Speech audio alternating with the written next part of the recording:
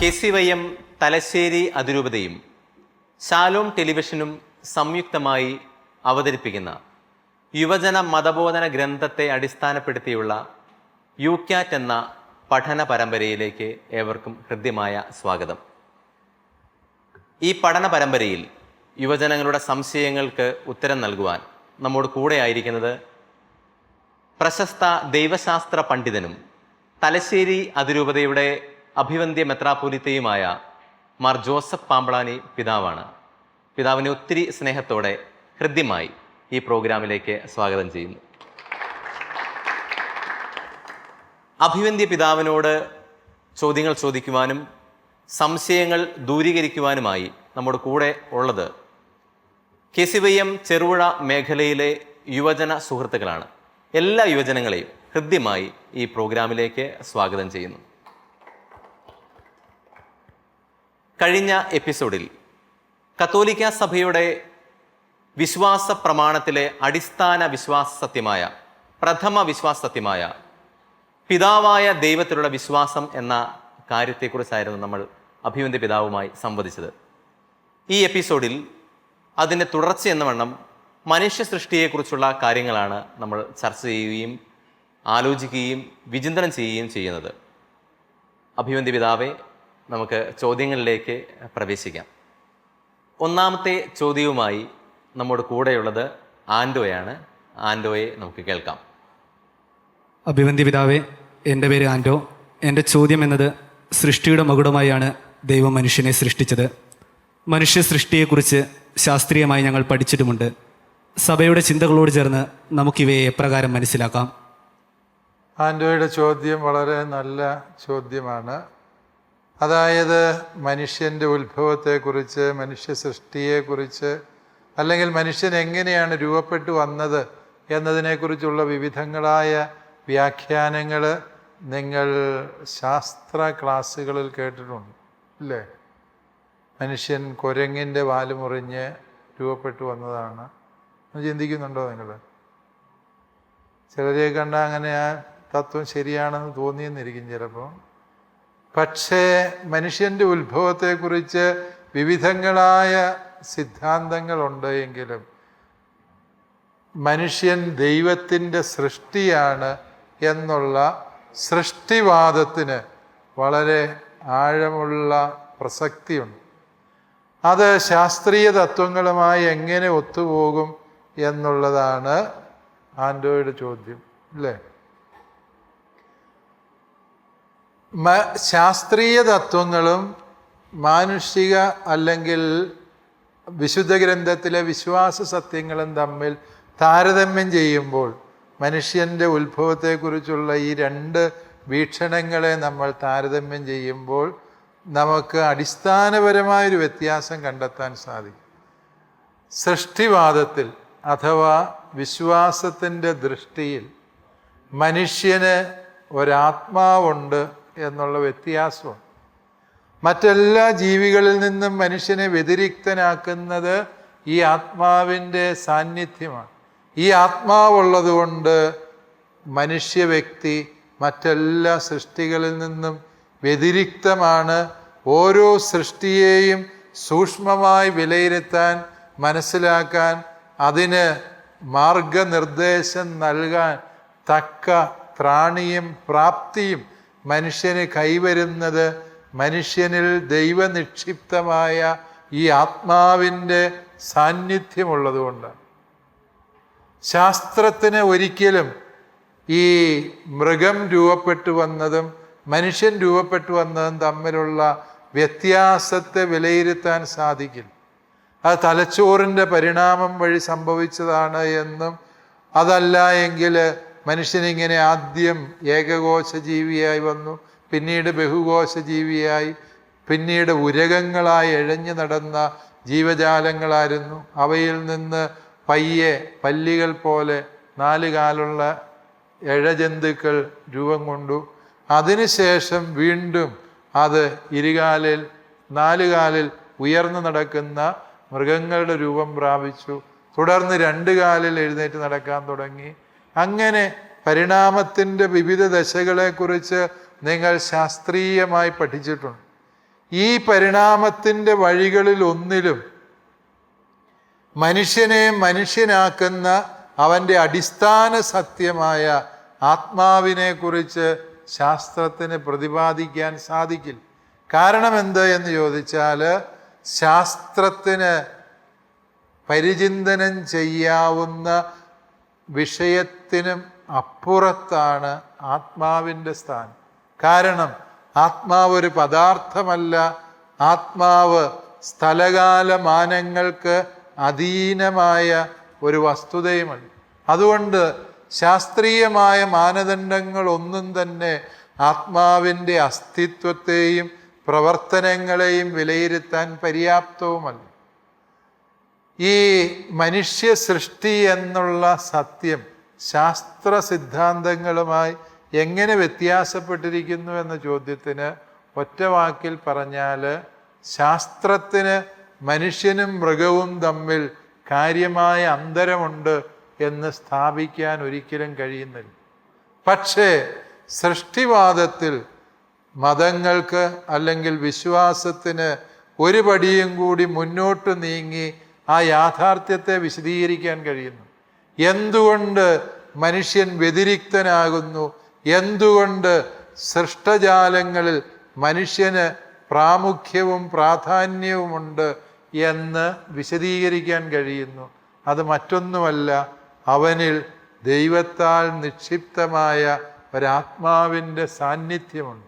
മനുഷ്യനെ മനുഷ്യനാക്കുന്ന, മനുഷ്യൻ്റെ തനിമയെ നിർണയിക്കുന്ന ഈ ആത്മാവിൻ്റെ സാന്നിധ്യമാണ് വിശ്വാസത്തിൻ്റെ വഴിയിൽ നമുക്ക് സൃഷ്ടിവാദത്തിൽ കൂടുതലായി ലഭിക്കുന്ന ഉൾക്കാഴ്ച.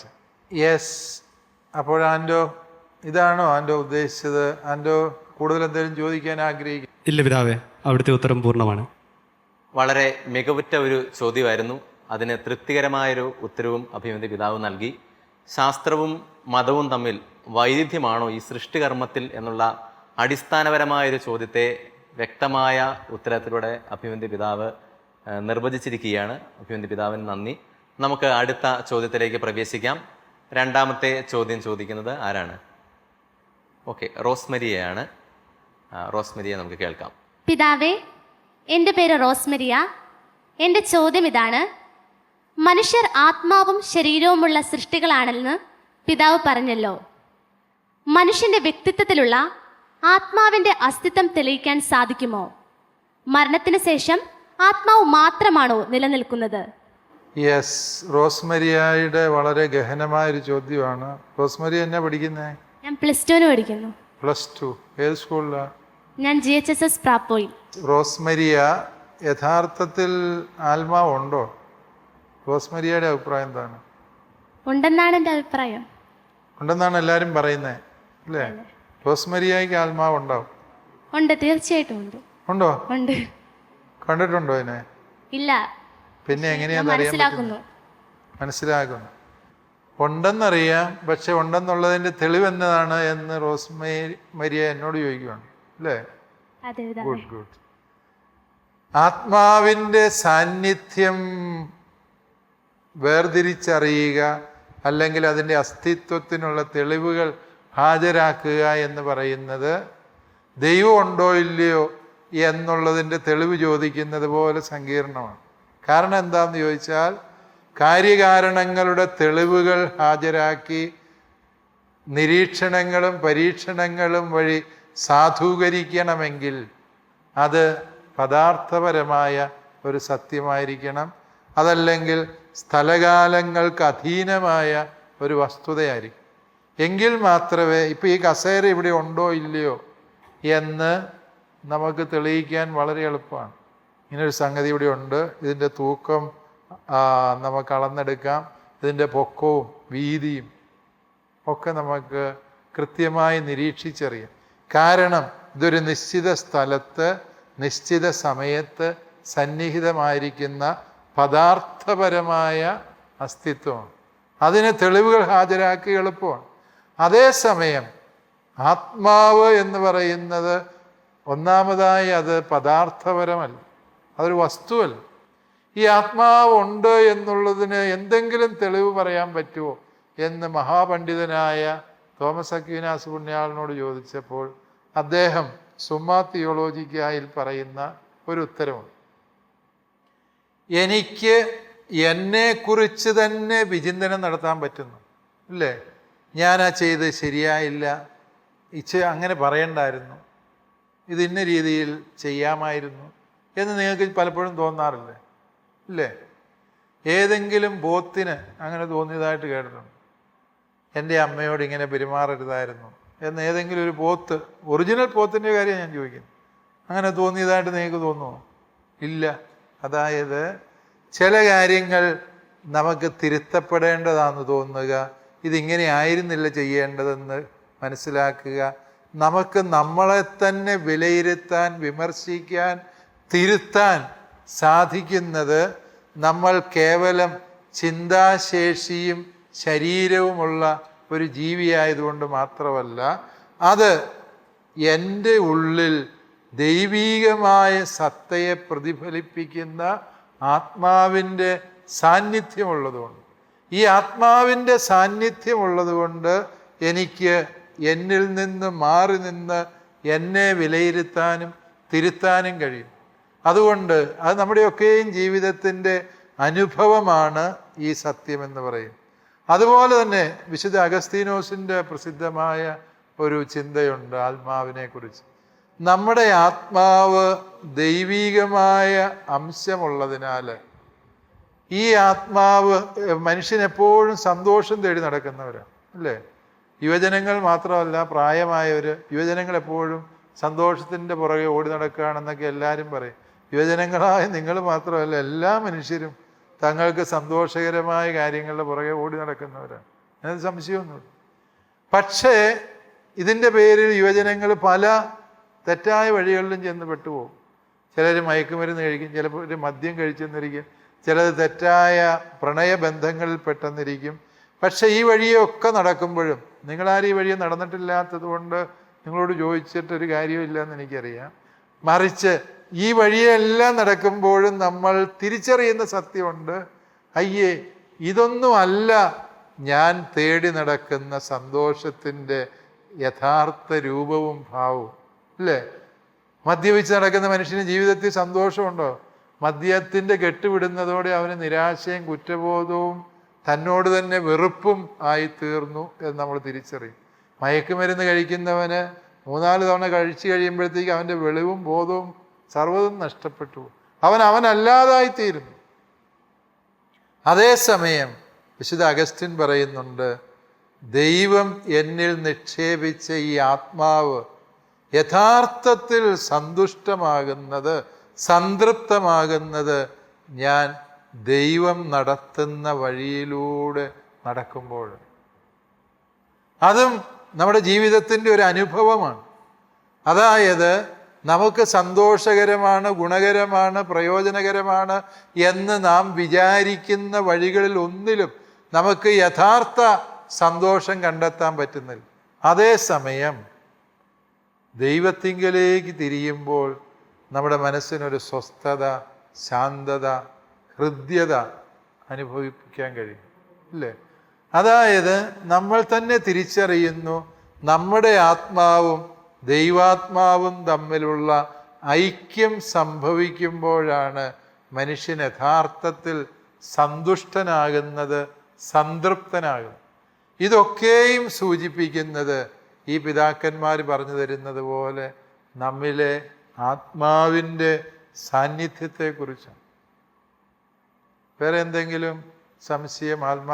ഒരു കാര്യം കൂടെ റോസ്മരിയ ചോദിച്ചു, അല്ലേ? എന്താണ് മരിച്ചു കഴിയുമ്പോൾ? ഒന്നുകൂടെ പറയാം, ചോദിക്കാവൂ. മരണത്തിന് ശേഷം ആത്മാവ് മാത്രമാണോ നിലനിൽക്കുന്നത്? മരണത്തിന് ശേഷം ആത്മാവ് മാത്രമാണോ നിലനിൽക്കുന്നത് എന്ന് ചോദിച്ചാൽ, മരണശേഷം ആത്മാവും ശരീരവും തമ്മിൽ വേർപിരിയും, അത് സത്യമാണ്. പക്ഷെ ഈ ശരീരം മണ്ണിൽ അലിഞ്ഞു ചേരുന്നു, അല്ലെങ്കിൽ ദഹിപ്പിക്കുകയാണെങ്കിൽ അഗ്നിയിൽ അലിഞ്ഞു ചേരുന്നു. എന്നാൽ ഇത് എന്നേക്കുമായൊരു വേർപിരിയലല്ല എന്നാണ് നമ്മുടെ വിശ്വാസം നമ്മളെ പഠിപ്പിക്കുന്നത്. ഈശോയുടെ രണ്ടാമത്തെ വരവിൽ നമ്മുടെ ശരീരങ്ങൾ ഉയർത്തെഴുന്നേൽക്കുമെന്നും ആത്മാവുമായി വീണ്ടും സംയോജിപ്പിക്കുകയും സമ്പൂർണവും സമഗ്രവുമായ മനുഷ്യ വ്യക്തിത്വത്തിലേക്ക് നാം പ്രവേശിക്കുകയും ചെയ്യും എന്ന് നമ്മൾ വിശ്വസിക്കുന്നുണ്ട്.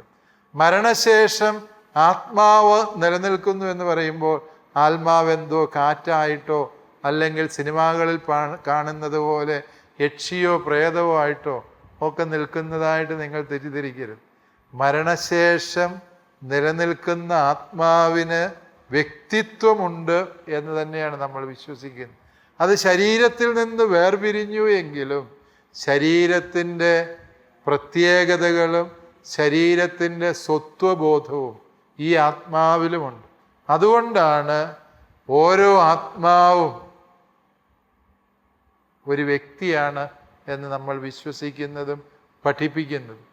സ്വർഗത്തിലായിരിക്കുന്ന ശരീരങ്ങൾ ഉയർക്കുന്നതിന് മുൻപേ സ്വർഗത്തിലായിരിക്കുന്ന വ്യക്തിത്വങ്ങളെക്കുറിച്ചാണ് നമ്മൾ വിശ്വസിക്കുക, അല്ലേ? നമ്മുടെ നാട്ടിൽ നിന്ന് സ്വർഗത്തിൽ പോയ ഒരു വിശുദ്ധയുടെ പേര് പറഞ്ഞേ, റോസ്മരിയ. വിശുദ്ധ അൽഫോൻസാമ. വിശുദ്ധ അൽഫോൻസാമ. അൽഫോൻസാമയുടെ ശരീരം ഭരണങ്ങാനത്ത് സംസ്കരിക്കപ്പെട്ടിട്ടുണ്ട്. ആ ശരീരം ഉയർത്തിട്ടൊന്നുമില്ല. അതേസമയം അൽഫോൻസാമയുടെ ആത്മാവ് സ്വർഗത്തിലെത്തി എന്ന് നമ്മൾ വിശ്വസിക്കുന്നു, അല്ലേ? പക്ഷേ ആത്മാവ് ഇങ്ങനെ ഒരു കാറ്റായി സ്വർഗത്തിലെത്തിയെന്നല്ല. അൽഫോൻസാമ എന്ന വ്യക്തി സ്വർഗത്തിൽ ദൈവപിതാവിൻ്റെ തിരുമുഖ ദർശന സൗഭാഗ്യം അനുഭവിക്കുന്നു എന്ന് തന്നെയാണ് നമ്മൾ വിശ്വസിക്കുന്നത്. അതുകൊണ്ട് ഈ ശരീരത്തിൽ നിന്ന് വേർപിരിഞ്ഞ അവസ്ഥയിൽ ആണ് എങ്കിൽ പോലും ശരീരത്തോടു കൂടിയായിരുന്ന അവസ്ഥയിൽ ആത്മാവിനുണ്ടായിരുന്ന തനിമയും വ്യക്തിത്വവും അതിൻ്റെ ശാരീരികമായ സ്വഭാവ വിശേഷങ്ങളുടെ പ്രതിഫലനവും ഈ ആത്മാവിനുമുണ്ട് എന്നും അതിനാൽ തന്നെ ഈ ആത്മാവ് ഒരു പൂർണ്ണ വ്യക്തിയായി തന്നെ നിലകൊള്ളുന്നു എന്ന് നമ്മൾ വിശ്വസിക്കുന്നു. ഈശോയുടെ രണ്ടാം വരവിൽ ഈ ആത്മാവ് ശരീരവുമായി വീണ്ടും ഒന്നുചേരുകയും നമ്മളുടെ വ്യക്തിത്വത്തിൻ്റെ സമ്പൂർണ്ണ സമഗ്രതയിൽ നാം ആയിരിക്കുകയും ചെയ്യുന്നു എന്നുള്ളതാണ് സത്യം. ഇതാണോ റോസ്മരിയ പ്രതീക്ഷിച്ച ഉത്തരം? അതെ പിതാവേ. അഭിവന്തി പിതാവെ, വളരെ തൃപ്തികരമായൊരു മറുപടിയാണ് ലഭിച്ചത്.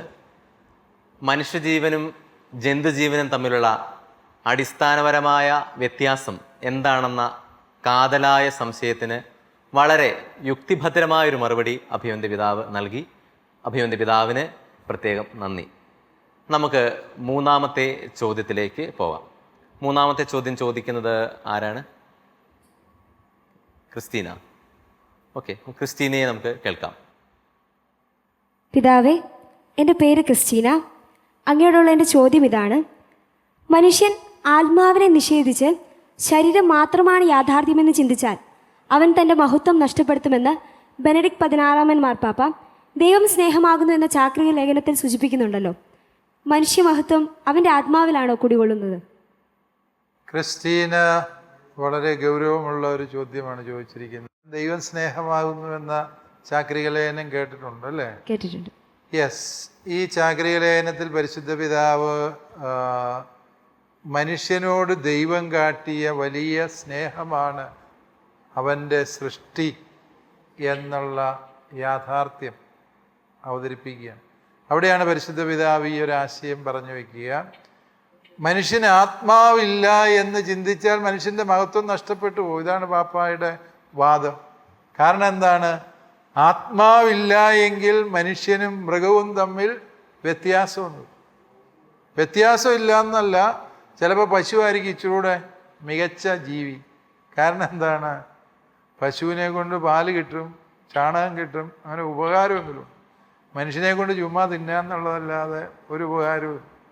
മനുഷ്യനെ മനുഷ്യനാക്കുന്നത് അവൻ്റെ മഹത്വത്തിൻ്റെ നിദാനമായി വർത്തിക്കുന്നത് അവനിലെ ദൈവാത്മാവാണ്.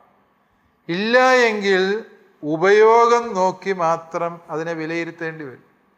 പശുവിനെ നമ്മൾ വിലയിരുത്തുന്നത് എങ്ങനെയാണ്? നല്ല പാല് കിട്ടുന്ന പശു, അല്ലേ? അല്ലെങ്കിൽ നല്ല ആരോഗ്യമുള്ള പശു. അതിന് മാർക്കറ്റിൽ മൂല്യമുണ്ട്. അതേസമയം നടുതളർന്ന് ഏക്കമുട്ടിയ പശുവിന് എന്തേലും വിലയുണ്ടോ? ഇല്ല. കാരണം അതിൻ്റെ പ്രയോജനമില്ല അതിനെക്കൊണ്ട്. മനുഷ്യന് ഇതുപോലെയായിത്തീരും. അതായത് ആത്മാവില്ല എങ്കിൽ മനുഷ്യനും മൃഗവും തമ്മിൽ വ്യത്യാസമില്ല. അപ്പോൾ സംഭവിക്കാൻ പോകുന്ന എന്താണ്?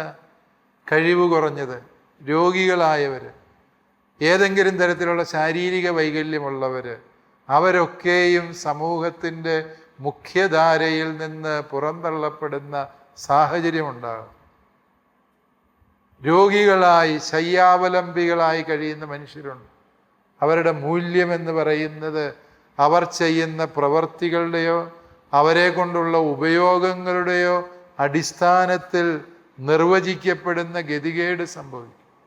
മറിച്ച് അവന് ഒരാത്മാവുണ്ട് എന്നും മനുഷ്യൻ്റെ മഹത്വം എന്നത് അവനിൽ ദൈവം നിക്ഷേപിച്ച ഈ ആത്മാവാണ് എന്നുമുള്ള ബോധ്യമുണ്ടാകുമ്പോൾ എല്ലാവരും വിലയുള്ളവരായിത്തീരും. അതാണ് മാർപ്പാപ്പ പറയുന്നത്, മനുഷ്യൻ്റെ ആത്മാവിനെ നിഷേധിച്ചു കഴിഞ്ഞാൽ മനുഷ്യൻ്റെ മഹത്വം നഷ്ടപ്പെടുന്നു. അതുപോലെ തന്നെ പാപ്പ പറയുന്ന മറ്റൊരു സത്യമുണ്ട്, ശരീരത്തെയും അവഗണിക്കാൻ പാടില്ല. ശരീരം വിലയില്ലാത്തതാണ് എന്ന് പറഞ്ഞ് ആത്മാവ് മാത്രം മതി എന്ന് പറഞ്ഞ് ജീവിക്കാൻ പറ്റുമോ മനുഷ്യന്? ആത്മാവ് ശരീരത്തിലാണ് വസിക്കുന്നത്, അല്ലേ? അതുകൊണ്ട് ശരിയായ ആത്മീയ പോഷണത്തിന് ശരിയായ രീതിയിൽ ഒരു ശരീരം ആവശ്യമുണ്ട്.